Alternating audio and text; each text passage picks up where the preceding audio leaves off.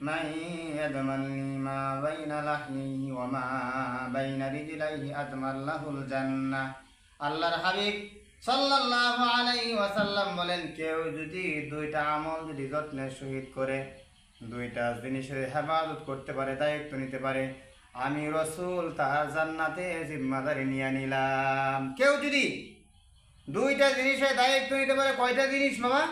দুইটা জিনিস।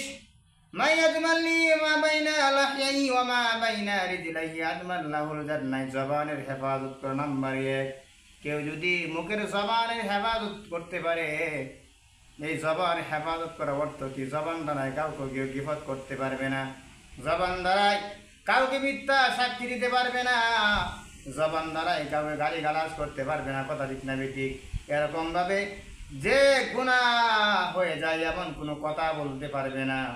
জবানের দ্বারাই যে কথা বললে গুনাহ হয়ে যায় এরকম কোনো কথা বলতে পারবে না, বাক্য উচ্চারণ করতে পারবে না।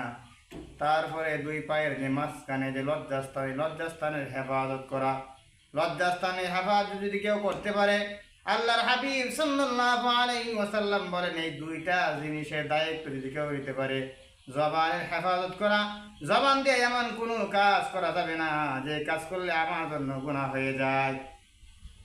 দুই পায়ের মাঝখানে যে লজ্জাস্থান, লজ্জাস্থানে তারা এমন কোনো কাজ করতে পারবে না যে আমার জন্য গুনাহ হয়ে যায়।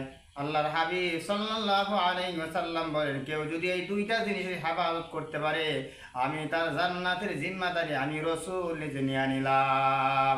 তাহলে আমরা কয়টা জিনিসের দায়িত্ব আমরা নিব? দুইটা জিনিসের দায়িত্ব যদি আমরা নিতে পারি, জিম্মাদারি নিতে পারি, আল্লাহ রাসূল বলছেন, তাহলে তোমার জান্নাতের জিম্মাদারি নিয়ে নিলাম। এই মুখের দ্বারাই মিথ্যা কথা বলবো না, মুখের দ্বারাই মিথ্যা সাক্ষী দিব না, মুখের দ্বারাই গীবত করবো না, চুগল করে করবো না, কথা ঠিক না বেঠিক?